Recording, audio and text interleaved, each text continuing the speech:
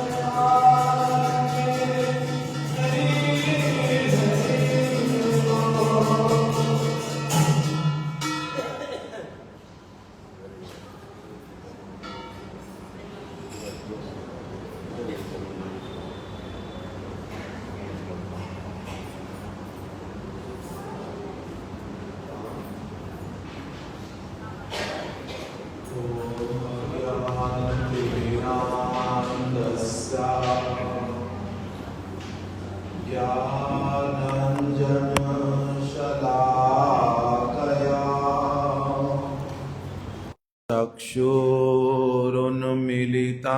येन तस्मै श्री गुरवे नमः। वाञ्छा कल्पतरुभ्यश्च कृपा सिन्धुभ्यः एव च पतितानां पावनेभ्यो वैष्णवेभ्यो नमो नमः।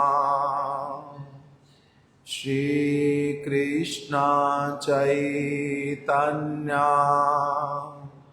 प्रभु नित्यानंद श्री अद्वैत गदाधर श्रीवासादि गौर भक्त वृंद। हरे कृष्णा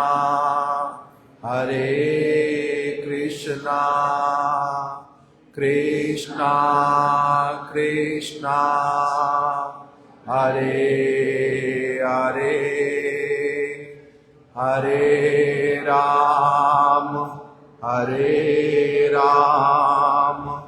राम राम हरे हरे।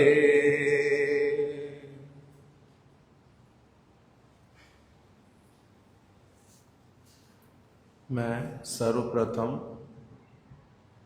अपने परम आराध्य गुरु पाद पद्म नित्य लीला प्रविष्ट ओम विष्णुपाद अष्टोत्तर शत श्री श्रीमद भक्ति प्रमोद पुरी गोस्वामी महाराज जी के श्री चरण कमलों में अपना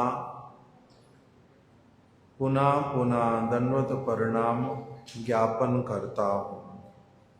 तत्पश्चात अपने शिक्षा गुरु पाद पद्म नित्य लीला प्रविष्ट ओम विष्णुपाद अष्टोत्तर शत श्री श्रीमद भक्ति वेदांत नारायण गोस्वामी महाराज और नित्य लीला प्रविष्ट ओम विष्णुपाद अष्टोत्तर शत श्री श्रीमद भक्ति विज्ञान भारती गोस्वामी महाराज जी के श्री चरण कमलों में अपना पुनः पुनः दंडवत प्रणाम ज्ञापन करता हूँ।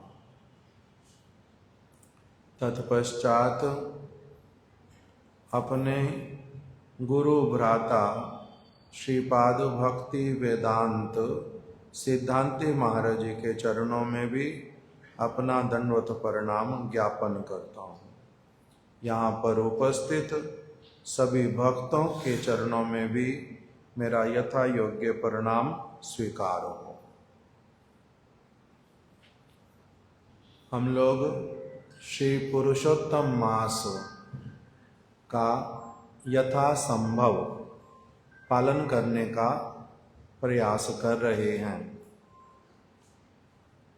हम लोग ऐसे तो मुख्य रूप से श्रीमद् भागवत की कथा को ही श्रवण कर रहे हैं। दूसरा कार्य नित्य प्रति जो दीप दान करना है वो वाला कार्य कर रहे हैं।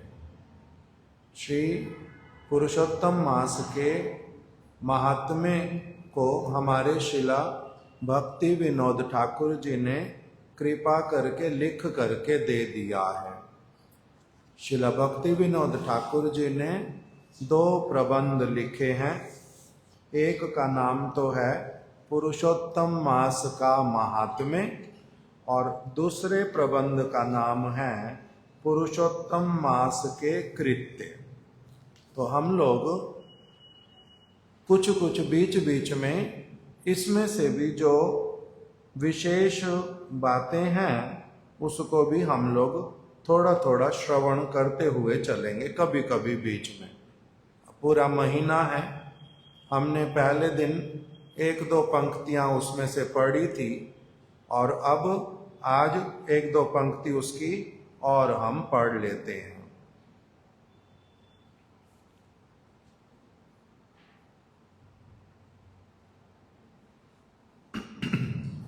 जिसके अंतर्गत श्रीला भक्ति विनोद ठाकुर जी बतला रहे हैं कि 2 तरह के लोग हैं इस संसार में, और इसीलिए लोगों की रुचि के अनुसार 2 प्रकार के शास्त्र भी मिलते हैं। एक शास्त्र का नाम बतलाया स्मार्त शास्त्र और दूसरे शास्त्रों का नाम बताया परमार्थ शास्त्र। अर्थात दोनों की विचारधारा भी जो है वो बहुत सारे स्थानों पर अलग अलग दिखलाई पड़ती है। स्मार्त विचारधारा और परमार्थ विचारधारा। आर्य शास्त्र जो हैं, आर्य शास्त्र मतलब वैदिक शास्त्र, 2 भागों में ऐसे विभाग हैं। जो स्मार्त विभाग के अधिकारी हैं उनका फिर स्वाभाविक रूप में परमार्थ शास्त्रों में रुचि नहीं होता, और फिर जिनका परमार्थ शास्त्र में रुचि उत्पन्न हो जाता है वो फिर स्मार्त शास्त्रों को नहीं ग्रहण कर पाता। इस प्रकार से दोनों के विषय में बतलाया। अपनी अपनी रुचि के अनुसार ही मनुष्य जो है वो विचार करता है, सिद्धांत लेता है, क्रिया करता है और जीवन के उद्देश्य को गठित करता है। श्रील भक्ति विनोद ठाकुर जी कह रहे हैं कि अलग अलग लोगों की रुचि क्या है, अलग अलग प्रकार की है। जैसे भोजन में किसी को कुछ खाना अधिक अच्छा लगता है, किसी को तो कोई और चीज खानी अच्छी लगती है। किसी को किसी प्रकार के वस्त्र पसंद आते हैं, किसी को फिर दूसरी तरह के वस्त्र पसंद आते हैं। किसी को सफाई अच्छी लगती है बहुत अधिक, किसी को उससे कोई फर्क ही नहीं पड़ता। तो अलग अलग रुचि है व्यक्ति की, उसके अनुसार ही वो क्या करता है, विचार करता है बातों को। उसका विचार भी उसी तरह से बनता जाता है, उसकी क्रियाएं भी वैसी होती हैं। जीवन का जो उद्देश्य होता है वो भी अलग अलग होता जाता है। जिस प्रकार के लोगों के साथ में रहता है, जिस प्रकार के लोगों को देखता है, सुनता है, उनके साथ उठता बैठता है, फिर उनके जैसा ही वो बनता जाता है। उसका जो विचार, जीवन का उद्देश्य है वो भी उसी प्रकार से गठित होता जाता है। जैसे हमारे महाराज जी उदाहरण देते थे, एक व्यक्ति वो अपने गांव में लगभग 20, 25, 30 वर्ष तक रह गया।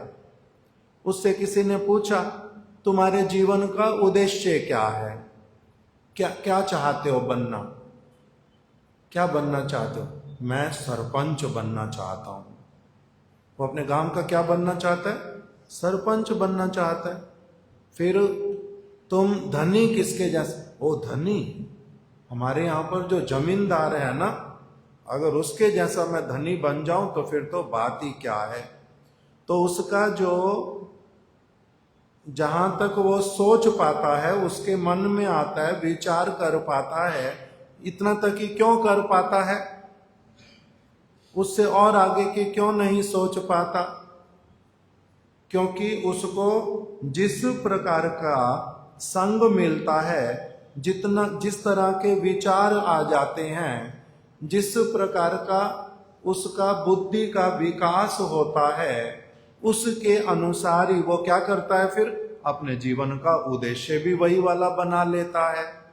तो जो व्यक्ति स्मार्त लोगों का संग करता है उसके फिर विचार उसी प्रकार के बनते जाते हैं, और जो परमार्थ शास्त्रों का संग करता है उनका फिर अलग ही विचार बनता जाता है।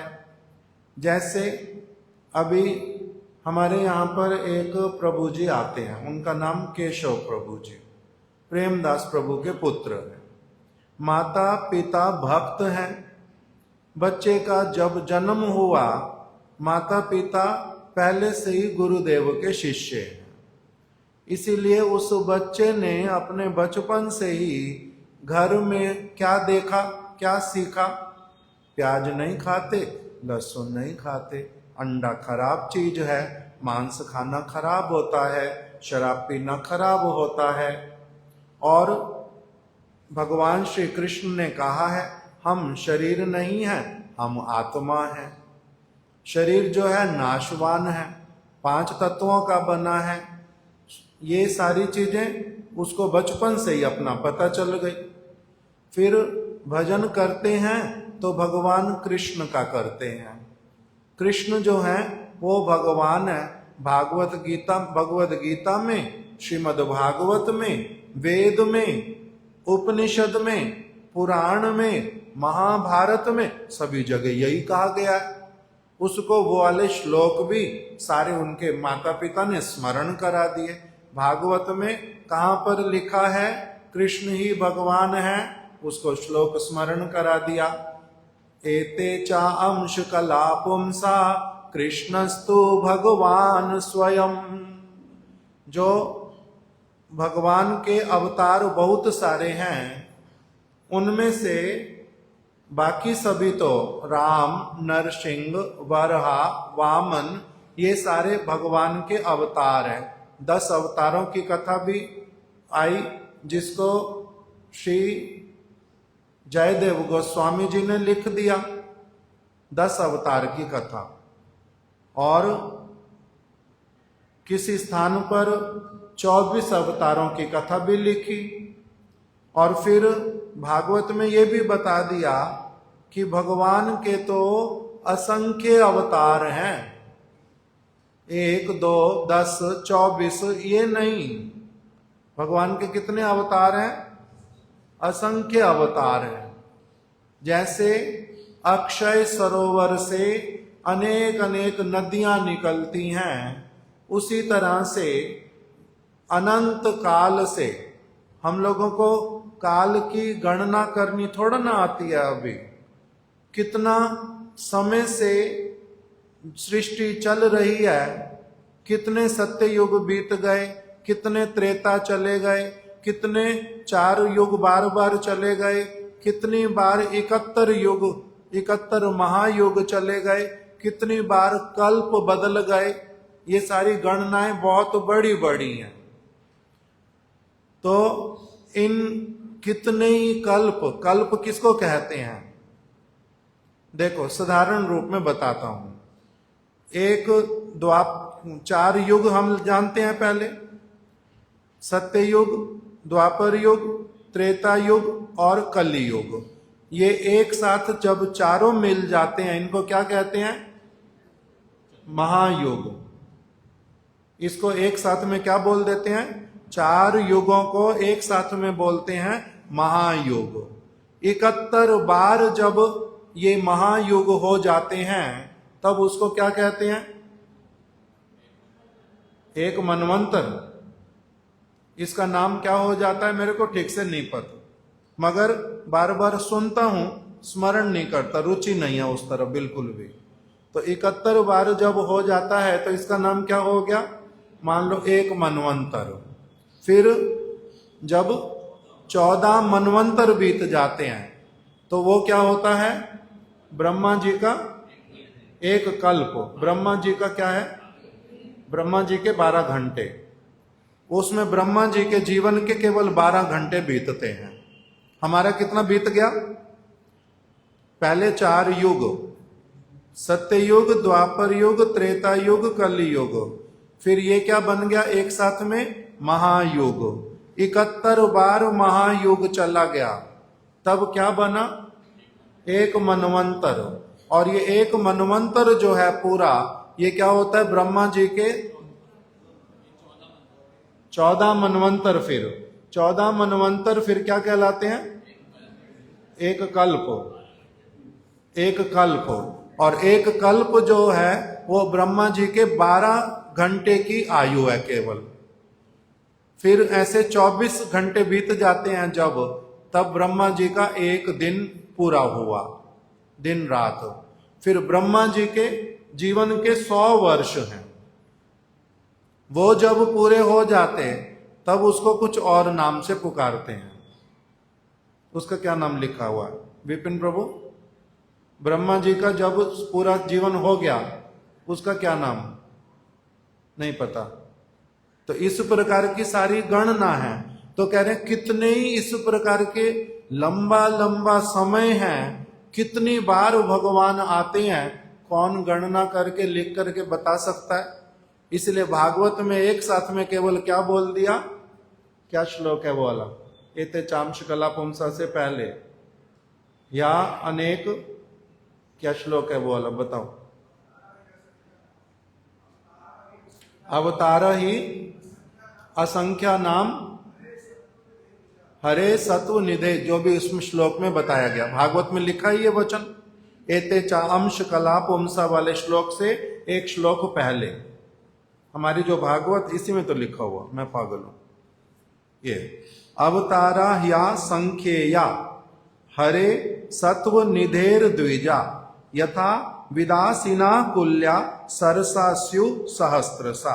ये गुरुदेव ने 2 श्लोक लिखवाए थे भागवत के, कि 1 से 4 स्कंद में ये 2 श्लोक बहुत मुख्य हैं। क्यों?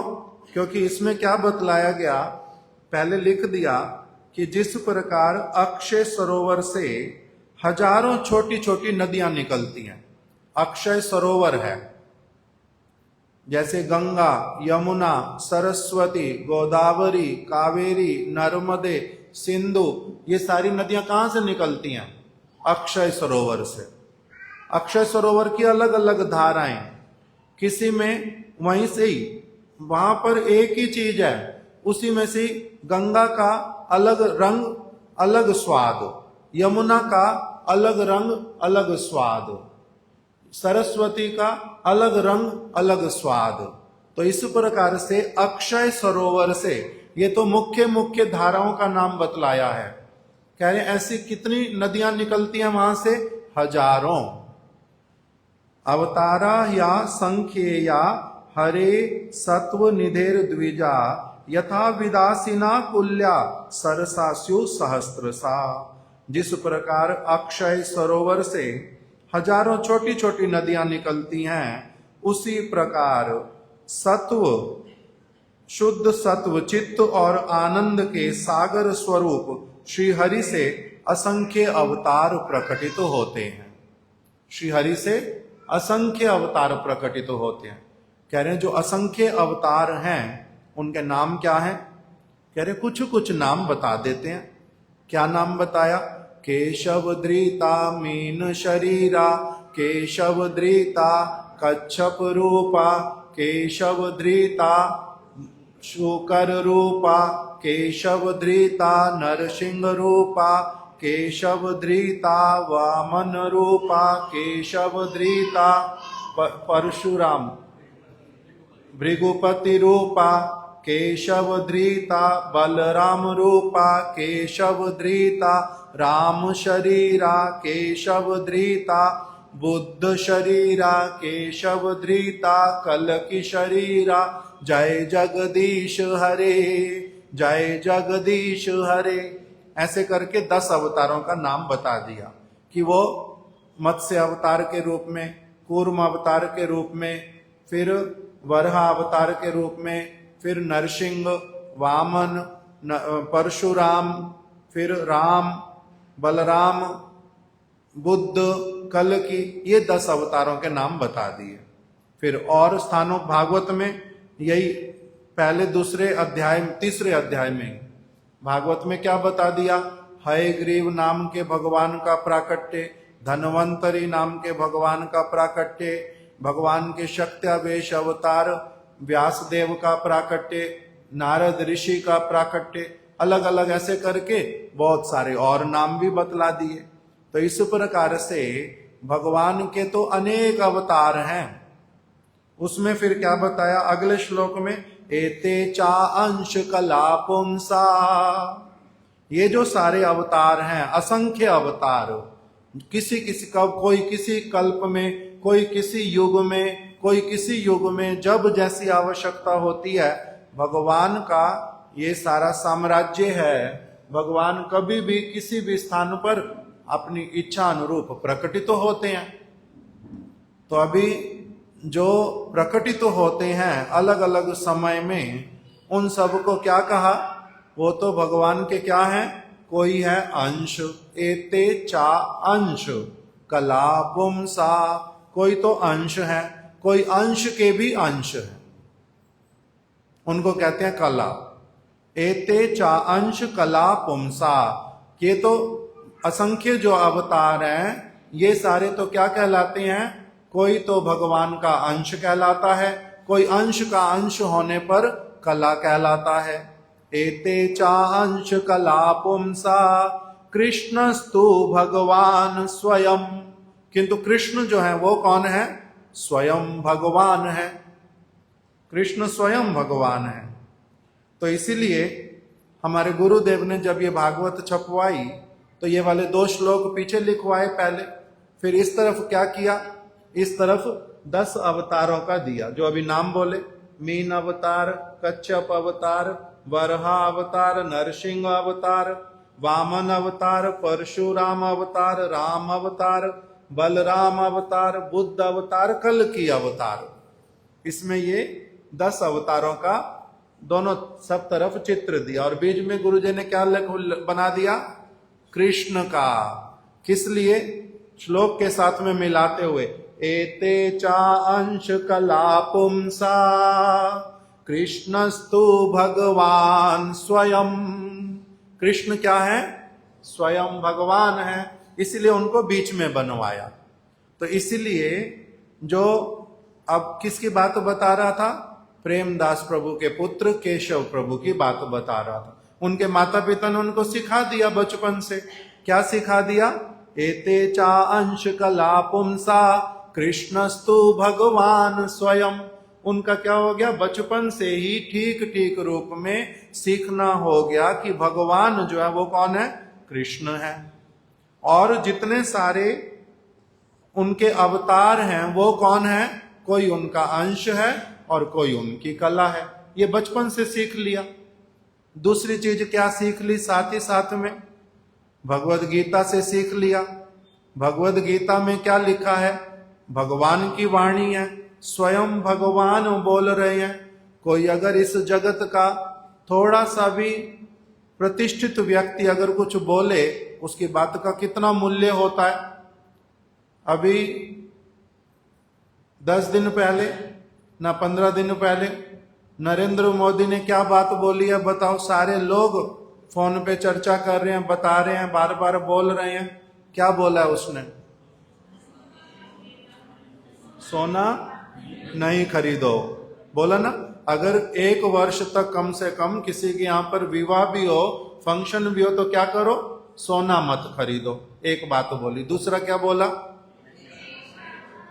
एक एक करके बोलो, आप बताओ। विदेशों में यात्रा जितना हो सकता है अवॉइड करो, विदेश में मत जाओ। दूसरी बात बोल दी। और क्या बोला, पेट्रोल डीजल इत्यादि एनर्जी जो है उसको जितना हो सकता बचाओ, बोला है तो इस बात को। अब ये किसने बोली है बात, प्रधानमंत्री ने। अगर मैं बोलता कोई उस बात को सुनता भी, क्यों, क्योंकि हम साधारण व्यक्ति हैं। वो कौन है, प्रधानमंत्री। उन्होंने जिस बात को बोला, सारे लोग उसके विषय में क्या करते हैं, फिर अच्छी तरह से उसके ऊपर ध्यान देते हैं, उसकी चर्चा करते हैं। उन्होंने क्यों बोला, उनके माइंड में क्या होगा, संकेत क्या कर रहे हैं, कितनी बात बताई है, खुल के क्यों नहीं बता रहे, कितनी सारी बातें आ रही है ना उसके साथ साथ में। आजकल सभी लोग तो फोन में देखते हैं, सारी चीजें आ जाती हैं, 2-2 मिनट में ही आता जाता है सारा कुछ। तो उनकी बात का इतना महात्म्य क्यों दे रहे हैं? क्योंकि वो प्रधानमंत्री हैं, रिस्पॉन्सिबल व्यक्ति हैं। पागलों की तरह जो इच्छा वो नहीं बोलते, सोच समझ करके बोलते हैं। उनके हजारों लोग हैं उनको बताने वाले कि इसको बोलने से क्या इफेक्ट होगा, उसका प्रभाव क्या होगा, कौन क्या करेगा, सारा कुछ बोलते हैं ना। तभी इसका मतलब है उनकी बात का बड़ा मूल्य है। इसी प्रकार भगवान श्री कृष्ण जो बात बोल रहे हैं, कहां पर? भगवद गीता में, उसका कितना मूल्य होगा?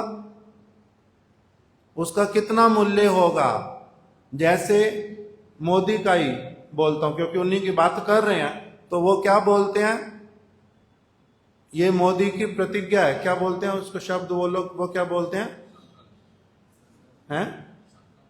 संकल्प नहीं, मोदी का वादा है, क्या नारा लगाते हैं ना ये लोग, मोदी की गारंटी है, ये मोदी की गारंटी बोलते हैं ना ऐसे वाला। तो इसका क्या मतलब होता है?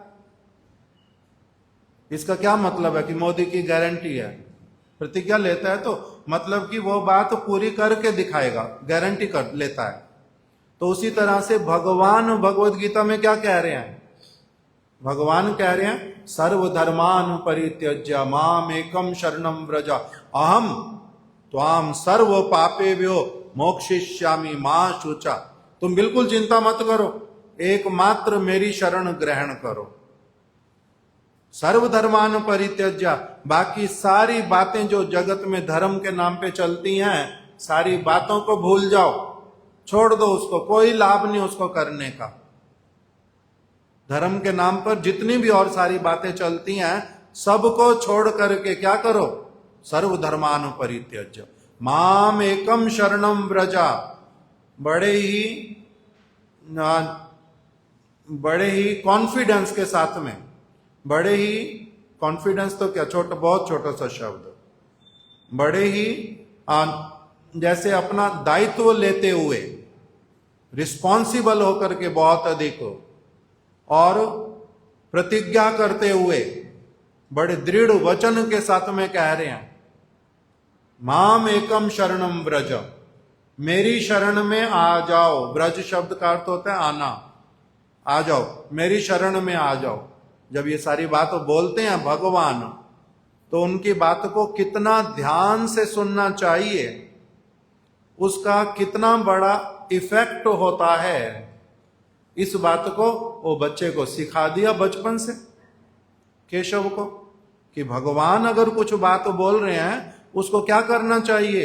बड़े ध्यान से सुनना चाहिए, फिर अच्छी तरह से उसके ऊपर मनन करना चाहिए।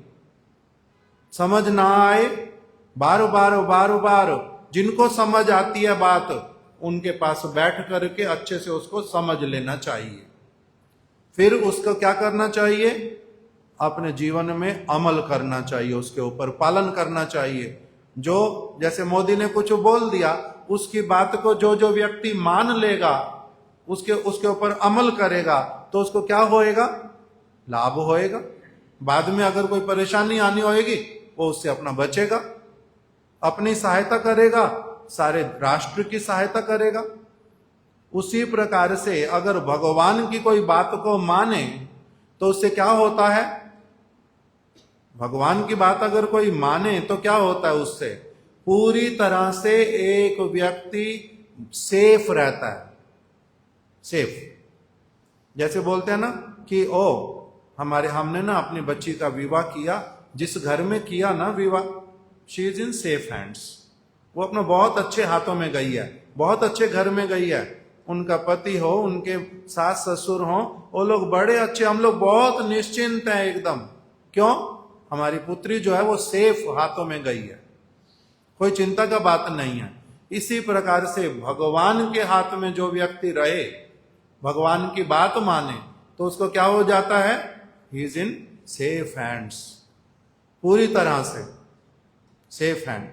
तो बच्चे ने और क्या सीख लिया? एक तो सीखा खाने पीने की चीजें बता दी, दूसरा सीख लिया कृष्ण ही भगवान है, साथ साथ में सीख लिया बाकी जो है वो अवतार इत्यादि वो भगवान के अंश और कला है। और भगवत गीता से सीख लिया साथ ही साथ में कि जो देवी देवताओं की आराधना होती है, ये देवी देवता कौन है, होते भी हैं या नहीं होते, होते हैं, उसने सीख लिया।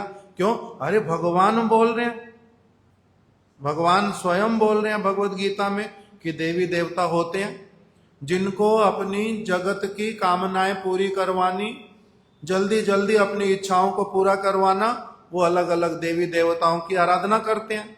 अच्छा पति चाहिए तो इस वाले देवता की आराधना करो, धन अगर अधिक चाहते हो ये वाले देवता की आराधना करो, अगर तुम रूप के लालसी हो तो ये वाली आराधना करो, अगर तुम्हारे को भूमि चाहिए ये वाली आराधना करो, तुम अगर अच्छा पद चाहते हो ये वाली देवता की आराधना करो, अलग अलग बतलाया। किंतु फिर वो इच्छा पूरी कर देते हैं।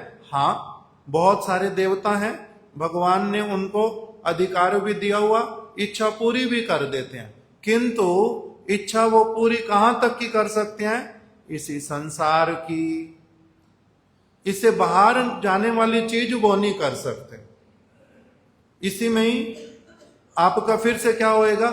जन्म भी होएगा, मृत्यु भी होएगी, फिर बुढ़ापा भी आएगा, फिर कष्ट भी आएंगे, फिर कभी देवता बन जाएंगे, कभी मनुष्य बनेंगे, कभी गधा घोड़ा कुत्ता सुअर बैल, कभी मच्छर कभी कीड़ा, ये भी सारे बनेंगे।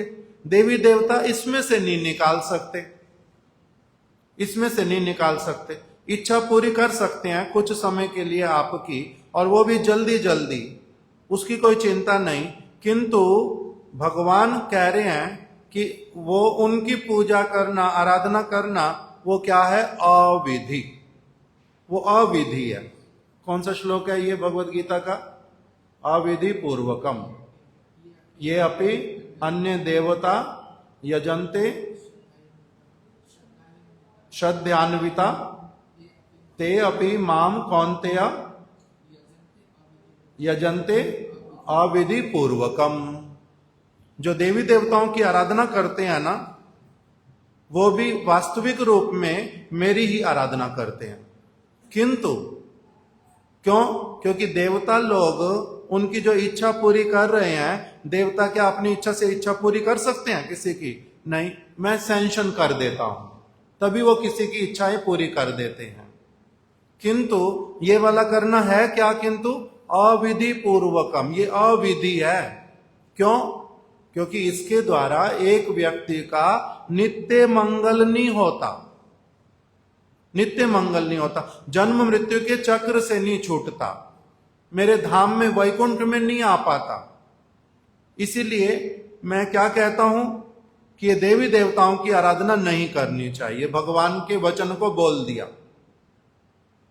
वहां टीका में बोल दिया, भगवान कह रहे हैं, मैं कह रहा हूं देवी देवताओं की आराधना अविधि है, और इस ये पूजा जो भी करता है मैं उसका अनुमोदन नहीं करता। अनुमोदन नहीं करता क्या होता है? विश्वनाथ चक्रवर्ती ठाकुर ने बोल दिया, भगवान कह रहे हैं मैं इसका अनुमोदन नहीं करता। अनुमोदन नहीं करना क्या होता है? मैं इसमें सहमत नहीं हूं, मेरी इसमें स्वीकृति नहीं है, मैं इसकी स्वीकृति नहीं देता, भगवान कह रहे हैं। तो भगवान की बात को कितना ध्यान से सुनना चाहिए। वो केशव जो है हमारा प्रभु, वो केशव प्रभु, वो इस सारी बातों को पकड़ लेता है अच्छी तरह से। क्यों? क्योंकि बचपन से वही सारी सद शिक्षा, ठीक ठीक शिक्षा मिलती हुई आ रही है। उसकी शिक्षा प्राप्ति में गड़बड़ी नहीं हुई। हमारी क्या हुई? गड़बड़ी हुई पहले बचपन में। भाई कहता है वैष्णो देवी चलो, वहां लेके चलता हूं, वो लेकर के चला गया, वहीं हमने जाके क्या सारे लोग बोली जा रहे, जय माता दी, जय माता दी, जोर से बोलो जय माता दी, सारे बोलो जय माता दी, आगे वाले बोलो जय माता दी, पीछे वाले बोल, सारे ऐसे बोलते जाते, हम भी बोलते जाते। जो सारे लोग साथ में गए, वहां पर देवी का फोटो खरीद लो, देवी के ये प्रसाद ले लो, ये खा लो, वो खा लो, वो जो जो कहते वो कर लिया। 2 दिन घर के बाद आने के बाद वो देवी का फोटो कहाँ गया पता नहीं, देवी भी कहाँ गई वो भी पता नहीं, जय माता दी कहाँ चला गया वो भी पता नहीं, वो सब छूट गया। फिर कोई लेकर के चला गया, हनुमान जी का मंदिर है मेहंदीपुर बालाजी, वहां पर चलो, फिर वहां गए, जय वीर हनुमान, जय वीर हनुमान, वो अलग होता गया। तो ये जो सारा कुछ क्यों होता जाता है? फिर हमारे घर में जो भाभी आए वो बोलते हैं साईं बाबा, साईं बाबा, साईं बाबा, साईं बाबा, साईं बाबा, सारा दिन वही करते। तो वो फिर सारे लोग साईं बाबा, वो जो फेमस होता है उसी को बस फिर लेकर के आ जाते, उसी का नाम बोलते रहते। गुरुदेव बोलते थे अपनी कथा में मथुरा में, कह रहे हैं कि मेरे सामने ही संतोषी माता जन्म गई और मेरे सामने ही साईं बाबा भी जन्मा है। पहले थे ही नहीं, कहते हम लोगों के समय में नाम भी कभी सुना ही नहीं था। अभी एक माता जी कोई आई थी, वो एक और नाम सुना गई, वासुदेव प्रभु कहाँ गया पता नहीं। वो बोलती है मैं लक्ष्मी, कौन सी, हाँ बोलती है मैं वैभव लक्ष्मी का भजन करती हूँ। मैं वासुदेव को देख करके कह रहा कि तेरा नाम वैभव था पहले, वैभव लक्ष्मी की पूजा करती है ये माता। वो बोलती है मैं वैभव लक्ष्मी की पूजा करती हूँ, तभी आपके मंदिर में फ्राइडे को जरूर आती हूँ। हैं ट्यूसडे, पता नहीं कुछ भी बोला, जो भी बोला उसको, फ्राइडे। मैं ठीक हूँ, आप गलत सुनो। तो बोलती है मैं फ्राइडे को आती हूँ। तो हमने नाम ही नहीं सुना कभी वैभव लक्ष्मी, अंदाजा तो लगा लिया शब्द से, अभी तो समझ आता है। लक्ष्मी का मतलब ही तो होता है वैभव लक्ष्मी, और क्या होता है? तो वो कहती है वैभव लक्ष्मी किंतु अलग है। तो अलग अलग इसी प्रकार से जो सारी चीजें हैं भगवद गीता में, किंतु भगवान इस विषय में पूरी तरह से क्या कह रहे हैं, एकदम से कांटा लगा करके बड़ा बड़ा 3 श्लोकों में बताया भगवान श्री कृष्ण ने। देवी देवताओं की आराधना मेरे द्वारा अनुमोदित नहीं है, स्वीकृत नहीं है, ये अविधि है, इसको मत करो। क्या करो? उसके लिए फिर बता, मन मना भव, मद भक्त मद याजी माम नमस्कुरु, मेरे को प्रणाम करो, मेरे को प्रणाम करो। मन मना भव, अपने मन में सदैव मेरा चिंतन करो। मन मना भव, किसी और के सामने सिर झुकाने की भी आवश्यकता नहीं है। माम नमस्कुरु, मेरे को नमस्कार करो। मेरे को नमस्कार करने से सबको नमस्कार करना एक साथ में हो जाता है, त्रिभुवन को। मेरे को प्रणाम करो। मन मना भव, मेरा मेरा अपना मन मेरे में लगाओ। मन मना भव, मद भक्त, मेरे भक्त बनो और किसी के भी नहीं। मद भक्त, मेरे भक्त बनो, आदेश दे रहे हैं साक्षात। यहां पर चॉइस नहीं छोड़ दी हमारे ऊपर, तुम्हारी फिर भी जो इच्छा हो, ऐसी वाली चॉइस नहीं दे रहे। बता दिया कि मन मना भव, मद भक्त, मेरे भक्त बनो, ये आदेश वाणी है। मेरे भक्त बनो। अगर नहीं बनते तो क्या होगा? अगर नहीं बनते, भगवान के कहने पर भी भगवान के भक्त नहीं बनते तो होगा क्या? चक्र में घूमते रहेंगे। एक तो ये वाला हो गया, और क्या होगा? अगर भगवान के आदेश का पालन नहीं करते तो क्या होता है? भगवद गीता में भगवान ने स्वयं ही बता दिया कि उसकी दुर्गति होती है और उसका उत्तरदायित्व तो मेरा नहीं होता, उसका अपना होता है। मैंने तो सचेत किया, वार्निंग दी, शिक्षा दी, अच्छी तरह से सारा कुछ बता दिया, फिर भी अगर ठीक से नहीं ग्रहण करता तो इसका जो है उत्तरदायित्व किसके ऊपर होगा? उसके अपने ऊपर होगा। जैसे माता पिता, हमने तेरे को अच्छे से समझा दिया भाई, जितना हो सकता था तेरी केयर भी की, सारी चीजें की, अब किंतु क्या है, अब तुम अपनी आप ही देखो, तुम्हें जो करना नहीं करना, हम क्या करें, उत्तरदायित्व तुम्हारा है। इसी तरह से भगवान ने बोल दिया, मन मना भव मद भक्त मद याजी, जो भी आराधना करनी मेरी करो, मेरी आराधना करो। मन मना भव मद भक्त मद याजी माम नमस्कुरु, मामे वैश्यसी सत्यम ते, मैं तुम्हारे को परम सत्य वाक्य, मैं तुम्हारे को वचन दे करके, प्रतिज्ञा करके कह रहा हूं, सत्य वचन बतला रहा हूं पूरी तरह से। क्या सत्य वचन है?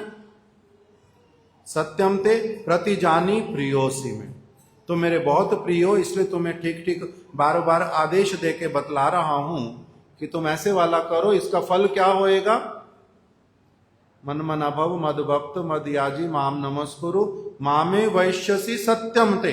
तुम सत्य ही अवश्य ही मुझे ही प्राप्त करोगे, मेरे ही लोक में आओगे, मेरी सेवा तुम्हारे को मिलेगी, मेरे परिकरों के साथ में रहोगे, तुम्हारा सब समय के लिए परम आनंदमय मैं, मेरे परिकर, मेरा स्थान, यहां पर तुम्हारा वास होगा। मैं प्रतिज्ञा करके कह रहा हूं। इस प्रकार से भगवान ने बोल दिया। तो केशव की बातें क्यों बताने लगा था वो बताओ। स्मार्थ शास्त्र और परमार्थ शास्त्र। तो अभी केशव प्रभु के माता पिता जो हैं उन्होंने परमार्थ शास्त्र की शिक्षा प्राप्त की थी, इसलिए उन्होंने क्या किया, अपने बालक को परमार्थ शास्त्र के अनुसार तैयार किया। स्मार्थ शास्त्र अलग बातें बोलते हैं बहुत सारी। स्मार्थ शास्त्र क्या बोलते हैं? स्मृति शास्त्रों के आधार पर किसको क्या चाहिए, क्या रुचि है, ये चाहता वो चाहता, उसके लिए अलग प्रकार की चीजें हैं बिल्कुल। फिर स्मार्थ शास्त्र की शिक्षा बिल्कुल अलग। वो किसके ऊपर आधारित है? केवल शरीर कैसे ठीक रखना, मन को कैसे ठीक रखना, इस संसार में जब तक हो सकता है कैसे डटे रहना, किस प्रकार से ये करना वो करना, उस प्रकार की चीजें। तो इससे स्मार्थ शास्त्र अलग, परमार्थ शास्त्र अलग। इसीलिए भक्ति विनोद ठाकुर जी कह रहे हैं परमार्थ शास्त्र कहता है पुरुषोत्तम मास सर्वश्रेष्ठ मास है। भगवान अपने मुख से बोल रहे हैं, भगवान के वचन है। भगवान कह रहे हैं कार्तिक मास, माघ मास, वैशाख मास, इन मासों से भी हे जो ये महीने का अधिष्ठात्री देवता, जिसको सारे लोग पहले बुला रहे थे कि तुम तो मल मास हो, तुम तो अधिक मास हो, तुम तो चोर मास हो, अलग अलग नाम दिए उनको। वो दुखी होकर के कहाँ गए थे? ये कहाँ लिखा हुआ सारा? भक्ति विनोद ठाकुर जी ने लिखा पद्म पुराण में से। पद्म पुराण मतलब ऐसे वाले पुराण के वचन जो परम सत्य हैं, मिथ्या नहीं। हमारे को तो पता नहीं चलता। हर एक महीने का जो हर एक महीने को धारण करने वाली एक पर्सनैलिटी है। कार्तिक मास की को धारण करने वाली पर्सनैलिटी जो है उनका नाम है श्रीमती राधिका। तो ये पुरुषोत्तम मास है। इस पुरुषोत्तम मास के को धारण करने वाले मतलब जैसे अभी कुछ समय पहले गवर्नमेंट ने स्कीम निकाली थी एक, भारत की सरकार ने, कि अलग अलग लोग क्या करो, अलग अलग गांवों को अडॉप्ट करो। वहां गरीबी है उसको दूर करो, वहां स्वच्छता रखवाओ, अपना खर्चा करवाओ, ये सारा कुछ किया था। तो एक एक गांव को लोग गोद ले लेते हैं। जो धनी लोग हैं, जिनके पास पैसा है, वो क्या करते हैं, अलग अलग पूरा का पूरा गांव ये वाला हम लोग गोद ले लेते हैं, ऐसे बोलते हैं। तो इसी प्रकार से हर एक महीने के सारी केयर, सारा उसका दायित्व, सारी चीजें अलग अलग पर्सनैलिटीज लेती हैं। तो इसी प्रकार से राधा रानी जो है कार्तिक मास की अधिष्ठात्री देवी, और इस महीने को कौन धारण करते हैं? भगवान पुरुषोत्तम। पद्म पुराण में बताया कि ये मास का जो देवता, जो इस मास की पूरी केयर करेगा, वो उसको लोग बोल रहे थे तुम तो बेकार के हो, तुम अधिक मास हो। अधिक मास किसको कहते हैं? इंग्लिश में बोलते हैं लीप ईयर। 2-2.5 साल में उसका भी संख्या लिखा हुआ, 2 वर्ष 8 महीने कितने दिन ऐसे करके लिखा। उसके बाद में पुरुषोत्तम मास आता है, अधिक मास आता है संख्याओं को पूरा करने के लिए। तो स्मार्ट लोग क्या बोलते हैं? वो गणना नहीं कर पाते, वो गणना नहीं कर पाते। केशव प्रभु का समय हो गया किंतु कथा का, आप आ जाओ, कल बोलोगे, मैं पूरा बोल दूं। तो जो वो लोग हैं वो गणना नहीं कर पाते। जैसे अभी सूर्य की दिशा, चंद्र की दिशा, ग्रहों की दिशा, नक्षत्रों की दिशा, ये सारी बता देते हैं। कौन से ग्रह में, कौन से नक्षत्र में, कौन से कक्षा में ये है वो है वो है, सारा खगोल शास्त्र बोलते हैं इसको। खगोल शास्त्र की सारी बातें तो ज्योतिष लोग बता देते हैं। आप लोग आगे आ जाओ, थोड़ा थोड़ा लोगों को स्थान चाहिए, आप लोग आगे आ जाओ। तो ज्योतिष में ये सारा कुछ तो गणना कर लेते हैं, किंतु जैसे ही अधिक मास आता है वो गणना नहीं कर पाते, उनको पता ही नहीं चलता, न गणना करें कैसे, दिखाई नहीं देता, कुछ भी समझ नहीं आता। इसलिए क्या बोल देते हैं, ये अधिक मास है, ये शुभ नहीं है, इसमें कोई शुभ काम नहीं होगा। क्यों? क्योंकि हमारे को दिखाई नहीं दे रहा, नक्षत्रों का गणना करके कुछ पता ही नहीं चल रहा। जैसे आप पंडित जी के पास जाओ, हमारी संतान हुई है, इसका लग्न देख के इसका जन्म पत्री बना दो, अगर वो कहे कि भैया कुछ दिखाई नहीं दे रहा, इस बच्चे का तो जन्म पत्री मैं नहीं बना सकता, आपको क्या लगेगा, पागल है क्या, इसका तो कुछ आता ही नहीं है। जन्म पत्री तो सारे बच्चों की बनती है, जब भी क्यों ना जन्म हो, बनेगी ना नहीं बनेगी, बनेगी। किंतु जिसका पुरुषोत्तम मास में जन्म होगा उसकी जन्म पत्री बनवाने जाओ, पंडित जी से पूछो क्या कहेगा वो। किसी की मृत्यु हो जाए, पूछो कि अगले साल हम इसका किस दिन श्राद्ध मनाएंगे, नहीं बता पाएगा। क्यों? क्योंकि गणना करनी नहीं आती है। अधिक मास है तो अधिक मास मतलब देखो, हम अभी ये जो मास चल रहा है, इस मास का नाम क्या है शास्त्रीय भाषा में? ये तो पुरुषोत्तम मास तो ठीक है, किंतु ऐसे जैसे चैत्र मास है, वैशाख है, ये कौन सा मास चल रहा है अभी? ज्येष्ठ मास चल रहा है। ज्येष्ठ मास इस बार कितने दिनों का है? ज्येष्ठ मास इस बार कितने दिन का है? 60 दिन का। कोई महीना 60 दिन का होता है? ये 60 दिन का है। पूर्णिमा से शुरू हुआ था, अमावस्या में खत्म हो गया, 15 दिन हो गए। बीच में अमावस्या से अमावस्या तक अभी क्या चलेगा? पुरुषोत्तम मास। फिर से ज्येष्ठ मास फिर से शुरू हो जाएगा, अमावस्या से फिर पूर्णिमा जब आएगी 15 दिन फिर चलेगा। तो इसलिए जिसको ये कैलेंडर देखना आता है, वो जब देखेगा तो उसको पता चलेगा ये ज्येष्ठ मास कितने दिन का है अभी? 2 महीने का। जब गणना करेगा पंडित जी, वो क्या देखेगा? वो तो 1 महीने की गणना हो सकती है, दूसरे महीने की होएगी नहीं बीच में। कैसे करेगा गणना? उस गणना को करने की अलग विधि है। इसीलिए वो लोग क्या बोल देते हैं, ये अधिक मास है, बीच में ये मल मास आ गया, ये अशुभ मास आ गया, इसमें कोई शुभ काम नहीं होगा, गृह प्रवेश नहीं होगा, भूमि नहीं खरीद सकते, विवाह नहीं होएगा, जन्म को रोक दो, मृत्यु को रोक दो, वो रोक पाएगा? जन्म और मृत्यु, जन्म उसके लिए मतलब किसी का जन्म हुआ पुरुषोत्तम मास में, कहेगा ये अमंगल है? बोलेगा? तो जिसके बच्चे के लिए बोलेगा वो थप्पड़ लगाएगा उसको। हमारा बच्चा, इतनी मुश्किल से हमारा हुआ बच्चा, और ये बोलता है अमंगल स्वरूप है, बोल पाएंगे? मल मास में आया, नहीं बोल पाएंगे, ठीक है ना। तो किंतु जो वैष्णव शास्त्र है वो क्या कह रहे हैं? वो कह रहे हैं ये मल मास नहीं है। वो मल मास जो है दुखी होकर के कि सारे मेरे को क्या कहते हैं, ये मल मास है, ये अधिक मास है, ये बेकार का बीच में आ गया, ये अशुभ मास है, ये चोर है, कुछ नहीं पता चलने देता, ग्रह कहाँ है, नक्षत्र कहाँ है, क्या नहीं है, सारी चीजें इसने छिपा दी पूरी तरह से, हमारी गणना में नहीं आता कुछ भी, ये चोर मास है। तो वो दुखी होकर के वैकुंठपति नारायण के पास में गया कि मैं बड़ा दुखी हूं, मेरा ये नाम जो है मैं बदलवाना चाहता हूं, मेरा नाम कोई अच्छा वाला रखो भाई। जैसे एक प्रभु हमारे गुरुदेव ने, उसका घर में नाम था विनोद, तो उसको जब गुरु महाराज जी ने दीक्षा दी, नाम दे दिया विनोद बिहारी। तो हमारे परम गुरुदेव का नाम भी विनोद बिहारी था, तो विनोद बिहारी ऐसे तो बहुत अच्छा नाम है। हमारे ठाकुर जी का बहुत सारे स्थानों पर नाम भी है, राधा विनोद बिहारी। किंतु उसको जैसे ही नाम मिला, उसकी नानी मर गई एकदम से। मेरे को आकर के बोलते हैं, प्रभु जी गुरु महाराज जी को बोल दो नाम बदल दें, नहीं तो सारे लोग मेरे को बिहारी बिहारी बुलाएंगे, सारे मेरे को बिहारी बुलाएंगे बार बार, ये तो खराब नाम हो गया मेरा नाम बदलवा दो। तो मैंने उसको बोला, भैया ये वो वाला बिहारी नहीं है जिसको तुम बिहारी कहते हो, यहाँ पर तो है विनोद बिहारी। बिहारी मतलब जो बड़े आनंद के साथ में वृंदावन में इधर से उधर विहार करते रहते हैं, ये तो बहुत अच्छा नाम है बिहारी जी, वृंदावन के ठाकुर जी कितना प्रसिद्ध नाम है, बाके बिहारी। बाके बिहारी बोलते सारे, नहीं बोलते तो बिहारी नाम तो बहुत अच्छा है।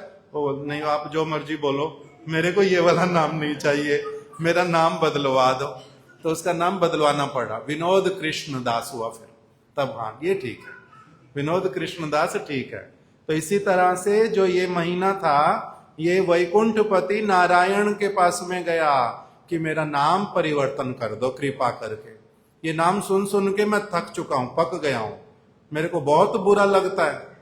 तो वो वैकुंठपति नारायण जो है वो उनको लेके कहाँ गए, वो चले गए गोलोकनाथ कृष्ण के पास में। मतलब कि जो अभी ग्रंथ में दिखला रहा था, जो ये महीने का अधिष्ठात्री देवता था, वो चला गया भगवान नारायण के पास, मतलब एक अंश के पास में भगवान के। वो अंश फिर उनको किसके पास ले गए, अंश ले गए भगवान के पास, कृष्ण के पास। वो उनको लेकर चले गए गोलोक वृंदावन में। फिर जो अब नारायण की अप्रोच से गए किसके पास, कृष्ण के पास। नारायण ने कहा कि हे कृष्ण, आप इनकी कृपा करके व्यथा सुनो और इनका कुछ उपकार कर दो, मंगल कर दो। तब कृष्ण कह रहे हैं, गोलोकपति श्री कृष्ण कह रहे हैं कि हे रमापते, हे लक्ष्मी के पति नारायण, हे रमापते, मैं तुम्हारे को कहता हूं, तुम्हारे कहने के अनुसार इसको बोल दो, बिल्कुल दुखी होने की आवश्यकता नहीं। आज से मैंने इसको अपनाया। इस महीने का जो नाम होगा, इसका नाम बोल दो, इसका नाम होगा पुरुषोत्तम मास, मेरे नाम से जाना जाएगा।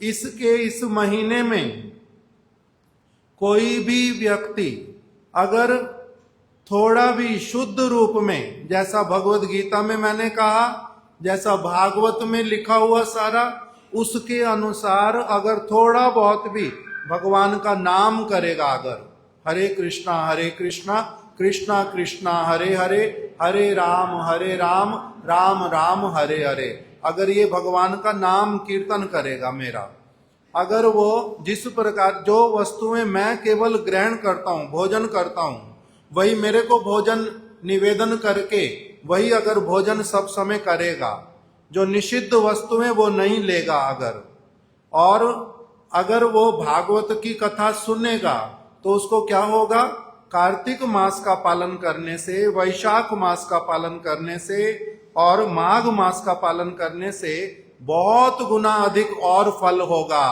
मैं इसको आशीर्वाद देता हूं, इसको चिंतित होने की आवश्यकता नहीं है। इसलिए वो पुरुषोत्तम जो है, कैसे हो गया उस समय, फिर जो पहले दुखी था बहुत अधिक, उसको नाम क्या मिल गया, पुरुषोत्तम। नाम क्या पड़ गया, पुरुषोत्तम मास। और भगवान से डायरेक्ट एकदम से संबंध हुआ, वो भी कौन से, अंश भगवान से नहीं, कौन से भगवान से, जो अवतारी भगवान है, स्वयं कृष्ण है, गोलोकपति, जो वास्तविक रूप में पुरुषोत्तम है, उनके साथ संबंध युक्त हो गया। इसलिए इस मास का इतना अधिक महात्म्य है। इसलिए उसमें ये वाला प्रसंग भक्ति विनोद ठाकुर जी ने बता दिया। वांछा कल्प तरुभ्यश्च कृपा सिंधुभ्य एव च पतितानां पावनेभ्यो वैष्णवेभ्यो नमो नमः। चलो आरती करो। ये प्रभु जी का जन्मदिन, कल एक प्रभु जी ने उत्सव किया था, मैं उनका बताना ही भूल गया। बाद में जिनका जो करते हैं वो तो कुछ बोलते नहीं, मेरे को सुविधा होती है मन में कि हमारा नाम बोला ही नहीं हमने, कभी कभी तो बोलते रहते हैं उत्सव का। आज जो उत्सव है पुरुषोत्तम प्रभु के पिताजी का, नाम क्या है पिताजी का, श्री राजेंद्र कुमार जी। आज उनका जन्म उत्सव है, उनके जन्म उत्सव की उनको बधाई हो। इसके दादाजी क्या बुलाते हो आप, क्या बुलाते हैं, क्या बुलाते हैं, दादू। आज इसके दादू का जन्मदिन है, ठीक है। आज उन्होंने उत्सव किया, गुरुदेव और हमारे महाप्रभु राजा माधव जी सभी उनके प्रति कृपा करें, आशीर्वाद करें, यही उनके चरणों में प्रार्थना। स्वस्ति वाचन करना। हरे कृष्णा हरे हरे, हरे राम, राम राम, हरे हरे।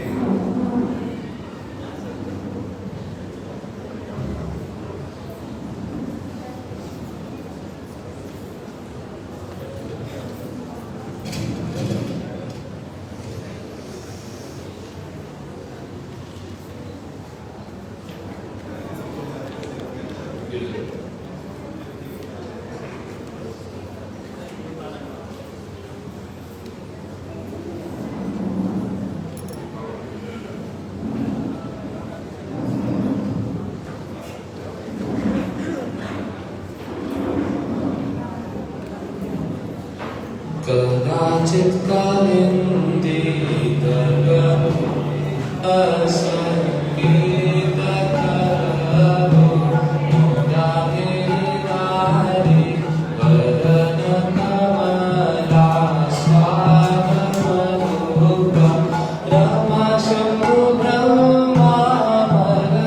रमशम्भुब्रह्मामरपतिगाने शाचितपरो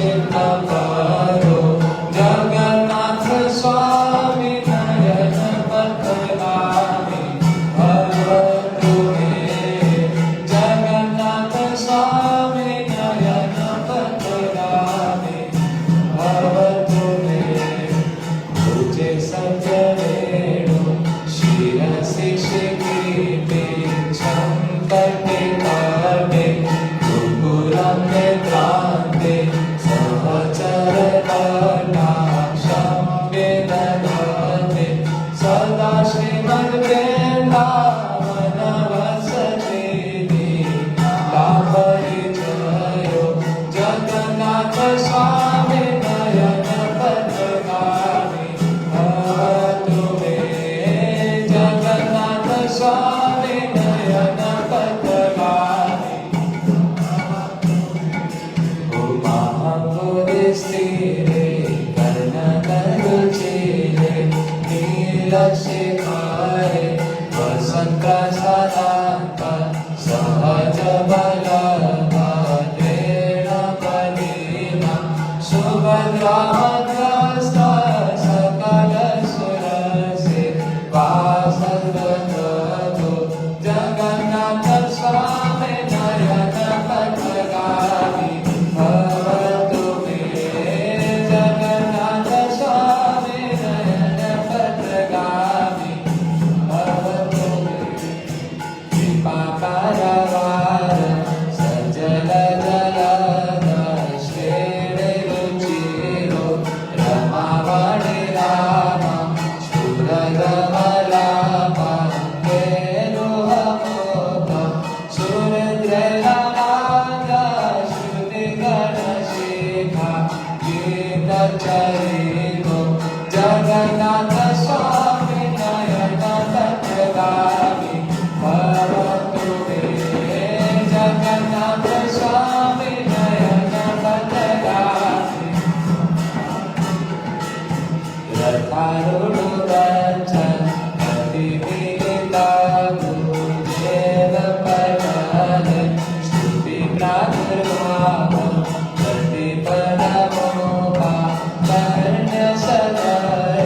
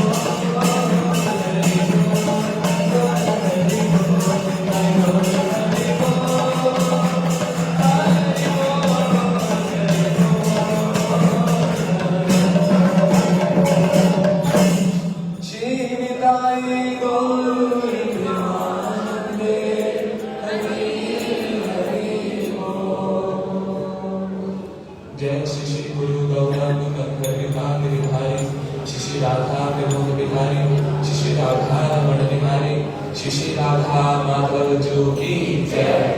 जय ओम विष्णु पादश्लोक श्री श्रीमद् भक्तिवेदांत सिद्धांत गोस्वामी गुरु महाराज की जय। नित्य लीला श्री श्रीमद् भक्तिवेदांत श्री नारायण गोस्वामी महाराज की जय। समस्त गौड़िया गुरुवर्ग की जय। श्री हरिनाम संकीर्तन